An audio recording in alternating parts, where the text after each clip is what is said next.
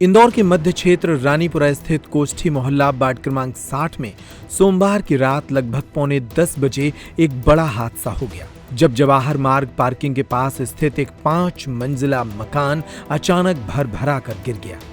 घटना सेंट्रल कोतवाली थाना क्षेत्र में हुई, जिससे क्षेत्र में हड़कंप मच गया। हादसे के बाद कांग्रेस की ओर से प्रदेश अध्यक्ष जीतू पटवारी ने गंभीर सवाल उठाए और सरकार पर इसकी जिम्मेदारी मढ़ दी। हमारा इंदौर शहर एक प्राचीन नगरी है मां अहिल्या की। जिस तरीके से नेताओं का आतंक वहां बढ़ता जा रहा है, भूमाफियाओं का आतंक बढ़ता जा रहा है, अवैध बिल्डिंग बनाकर लोगों की हत्याएं की जा रही है, जिस तरीके से ट्रैफिक के रेंगते हुए ट्रैफिक में वहाँ के लोग परेशान हो रहे हैं, जो अव्यवस्था है, जो नशा है, जो एक तरह से गुंडों और बदमाशों का, माफियाओं का राज हो रहा है, ये चिंता का विषय है। वहाँ के विधायकों का, बीजेपी के नेताओं का सत्ता के संरक्षण में किस तरह का तांडव हो रहा है। एक विधायक ने 2 बच्चों की और माता पिता की, उसकी बस ने हत्या कर दी। उससे पहले एक बस ट्रक ने रौंद दिया लोगों को। फिर उससे पहले लगातार जिस तरह की घटनाएं इंदौर शहर में हो रही है, शर्मसार कर रहे हैं। मैं समझता हूँ कि इंदौर शहर के वासियों, समझो आपने एक तरफा वोट दिया, उसका बदला ले रहे हैं भारतीय जनता पार्टी के लोग। मैं मानता हूँ आज का ये जो 10 साल पुराना बिल्डिंग गिरना, ये मैसेज क्या है? ये आप लोगों की जान लेने का लाइसेंस दे रही इन बिल्डरों को ये नगर निगम, ये प्रशासन, ये बीजेपी के जीतने वाले जनप्रतिनिधि और इनसे जुड़े हुए लोग रोज हत्या कर रहे हैं जनता को, आम जनता की, गरीब जनता की। ये हमें एहसास करना पड़ेगा। दरअसल इमारत में 6 लोगों के दबे होने की आशंका जताई गई थी। राहत की बात यह रही कि हादसे के वक्त अधिकतर लोग बाहर थे, जिससे एक बड़े नुकसान से बचाव हो गया। फिर भी कुछ लोग मलबे में दब गए, जिन्हें स्थानीय प्रशासन, पुलिस, फायर ब्रिगेड, एनडीआरएफ और नगर निगम की संयुक्त टीमों के द्वारा तत्परता से बाहर निकाला गया। घायलों को तुरंत अस्पताल पहुंचाया गया, जहां उनका इलाज जारी है। डॉक्टरों के अनुसार अभी घायल फिलहाल सुरक्षित हैं। बताया जा रहा है कि लगातार बारिश के चलते इमारतों में दरार आ गई थी, जो इस हादसे की मुख्य वजह बनी। हादसे की सूचना मिलते ही इंदौर के महापौर Pushyamitra Bhargava, police commissioner Santosh Singh, collector Shivam Verma मौके पर पहुंचे। राहत कार्यों की निगरानी शुरू की गई। नगर निगम, जिला प्रशासन और एनडीआरएफ की टीमों ने बचाव कार्य शुरू किया। इंदौर कलेक्टर शिवम वर्मा ने मीडिया से चर्चा करते हुए बताया कि रेस्क्यू ऑपरेशन लगभग पूरा हो चुका है। 13 लोग जो मलबे में दबे थे, उनमें से 11 लोगों को रेस्क्यू कर लिया गया है। 12वें नंबर पर अफीफा को बाहर निकाला गया। जब उनको बाहर निकालकर अस्पताल ले जाया गया, तब डॉक्टरों ने उन्हें मृत घोषित कर दिया और 13वें व्यक्ति के रूप में फहीम को बाहर निकाला गया, जिनकी भी दुखद मौत हो गई। गौरतलब है कि पूरा रेस्क्यू ऑपरेशन लगभग 5 घंटे के करीब चला। वहीं रेस्क्यू काफी जटिल था, क्योंकि ज्यादातर मलबा होने की वजह से टीम को बचाव कार्य के लिए काफी दिक्कतों का सामना करना पड़ा। देखिए, रेस्क्यू ऑपरेशन अब लगभग पूर्ण हो चुका है और 13 लोग जो इसमें मलबे में थे, उसमें से 11 लोग को रेस्क्यू करके निकाल लिया गया था। 12वें नंबर पे अलीफा जिनको निकाला गया था, उनको भी जब वो अस्पताल पहुंची तो रोटेट थी वो, और जो 13वें व्यक्ति हैं फहीम, उनको अब निकाला जा रहा है। वो भी मतलब उनकी भी डेथ हो चुकी है और उनको बस निकाल के किया जा रहा है। 13 में से 2 की मृत्यु हो चुकी है और 11 का उपचार जारी है। 11 का उपचार जारी है। बाकी उपचार में सब किसी के तरीके कोई गंभीर एक उसमें पेशेंट है आफरीन, जिनके पैर में ऊपर बीम गिरी थी, उनको अभी हम लोग क्लोज मॉनिटरिंग में रखा गया है। बाकी 10 लोग स्टेबल है। कितने लंबे रेस्क्यू चला है, कितना समय तक रेस्क्यू चला है? मेरे ख्याल से ये पूरा रेस्क्यू लगभग 5 घंटे करीब चला होगा, ये रेस्क्यू पूरा ऑपरेशन। ये आखिरी डेड बॉडी की जो डेड बॉडी में से आखिरी डेड बॉडी से जो निकाली गई है? जी, अभी निकाली गई है। के दौरान किसी तरह की कोई मुश्किलात या परेशानी नहीं, अब चूंकि इतना बड़ा मलबा था, ये बिल्डिंग पूरी थी, उसमें से निकल के जाना, और जो टीम काम कर रही थी, एसडीआरएफ और नगर निगम की टीम जिन्होंने बहुत मेहनत की, उनके लिए बहुत मुश्किल था उसमें से जाना, क्योंकि उनके खुद के लिए बहुत रिस्की था। लेकिन इसके लिए पूरे एहतियात भी रखे गए थे, परंतु बहुत अच्छा साहस से उन्होंने काम किया और उन्होंने 11 लोग को सक्सेसफुली रेस्क्यू करके निकाला है।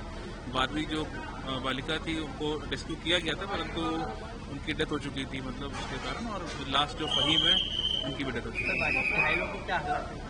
घायलों का उपचार चल रहा है। 10 लोग पूरी तरह स्टेबल हैं। जो अफरीन जिनके पैर के ऊपर बीम गिरा था, उनके पैर में जरूर दिक्कत है, तो उसका उनकी सर्जरी का भी चल रहा है, उसका अपडेट आएगा। उनको क्लोजली मॉनिटर किया जा रहा है। बाकी 10 लोग स्टेबल हैं, उपचार उनका चल रहा है।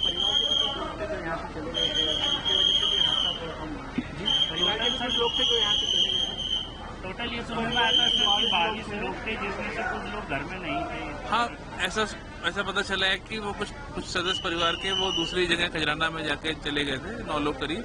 तो यहाँ पे 13 ही लोग थे उस परिवार के। तो प्रथम दृष्टया क्या लगता है किस वजह से ये मकान धराशायी हुआ? देखिए, इस मकान का जो फ्रंट पोर्शन जहाँ हम लोग अभी रेस्क्यू कर रहे थे, वो काफी अब देखेंगे तो नया आरसीसी स्ट्रक्चर बना हुआ है, लेकिन परंतु पीछे का स्ट्रक्चर पुराना भी था। और हालांकि इसकी भी तफ्तीश की जाएगी कि इसके फाउंडेशन वगैरह कैसे थे, क्योंकि पूरा स्ट्रक्चर एक तरफ गिरा है। तो उसका भी एनालिसिस किया जाएगा। अभी चूंकि पहली प्राथमिकता यही है कि सारे लोगों का रेस्क्यू हो जाए, सबका उपचार हो जाए, और बाकी इन तथ्यों को हम लोग एक बार और क्लोजली कल एग्जामिन करेंगे, तब शेयर किया जाएगा। यहाँ के रहवासियों का कहना है कि ड्रेनेज का पानी और चूहों के कारण ये खोखला कर दिया था।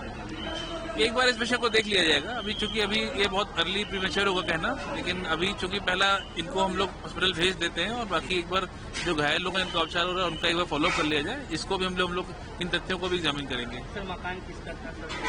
ये तथ्य भी हम इसको एग्जामिन कर रहे हैं, जब ये आएगा तो आपको शेयर किया जाएगा। उधर प्रत्यक्षदर्शियों ने बताया कि आखिर ये हादसा हुआ कैसे। ये 90 के आसपास की है। इसमें कितने लोग का परिवार है? इसमें 3 फैमिली है और 3 फैमिली के बच्चे हैं। कितने होगा? 17-18 होंगे। ये कितने बजे की घटना है? ये पौने 10 बजे। पौने 10 बजे। आपको कैसे पता चला?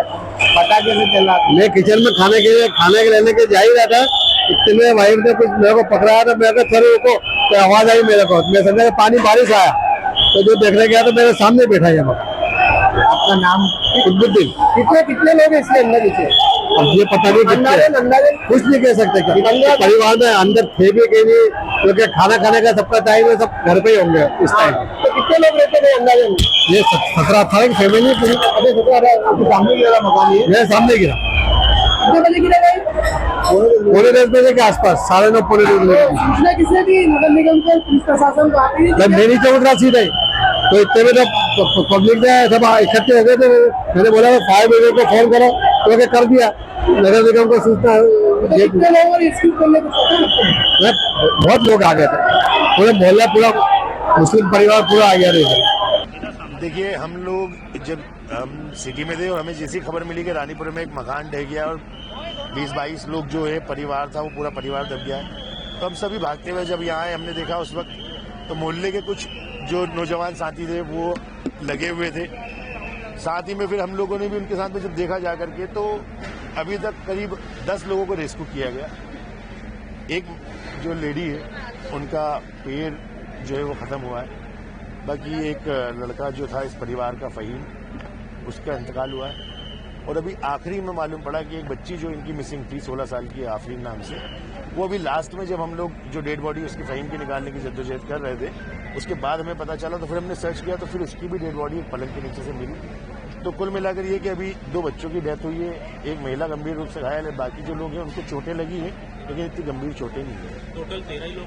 हाँ, टोटल 13 ही लोग थे। कितने लोग डेथ हुई? उनकी उम्र क्या है? उनका नाम क्या है? देखिए, उम्र की बात करें तो अंदाजन मैं बता रहा हूँ आपको, क्योंकि उनकी डेड बॉडी जो देखी, एक की तो डेड बॉडी अंदर इतनी बुरी हालत में फंसी हुई है, तो निकालने में मुश्किलें आ रही थी।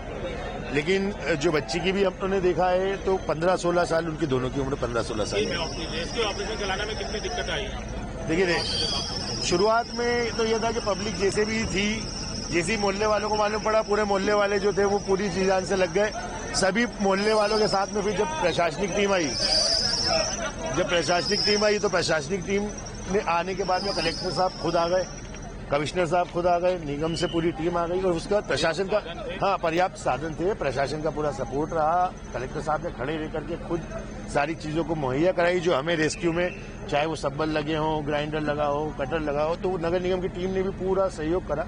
कुल मिलाकर ये कि इंडोर एडमिनिस्ट्रेशन पूरा जो है जी जान से लगा हुआ था मोहल्ले वालों के साथ में, और सभी की मिली जुली कोशिशों से ये हुआ कि 10 लोग जो है वो जिंदा रेस्क्यू हो पाए हैं, 11 लोग। जी, आपका नाम? जी, मेरा नाम ज़ैद परवान। जब जीतू पटवारी ने इस हादसे पर सवाल उठाए और कहा कि सरकार भूमाफियाओं के जरिए ऊंची ऊंची इमारतें बनवा रही है, तब भाजपा की ओर से नगरीय निकाय मंत्री कैलाश विजयवर्गीय ने इसका जवाब दिया। ये सामान्य ज्ञान की कमी के कारण उन्होंने इस प्रकार का बयान दिया है। ये बस्ती बहुत पुरानी है और ये बात सही है कि वहाँ पर पहले सिंगल स्टोरी मकान थे। पुरानी अवैध बस्ती, मतलब लगभग मेरा ख्याल है कि उसको 40-50 साल हो होंगे। पर यह बात सही है कि उसमें जैसे जैसे उनकी इनकम बढ़ती गई तो उन्होंने, और परिवार भी बढ़ता गया क्योंकि एक अल्पसंख्यक वर्ग की कॉलोनी है ये, उनका परिवार भी बढ़ता गया तो उन्होंने वहाँ पर बिना परमिशन के डबल स्टोरी और ट्रिपल स्टोरी बनाया है। ये बात सही है, इससे मैं इनकार नहीं करूँगा। हमने नगर निगम से कहा है कि ऐसे जो मकान हैं जहाँ पर जिसकी भविष्य में और संभावनाएं गिरने की, उसको आइडेंटिफाई करें और उनको जल्दी से एक तो घोषित करें कि ये भवन रहने लायक नहीं है और अगर हटा सकते हो तो उसको हटाएं।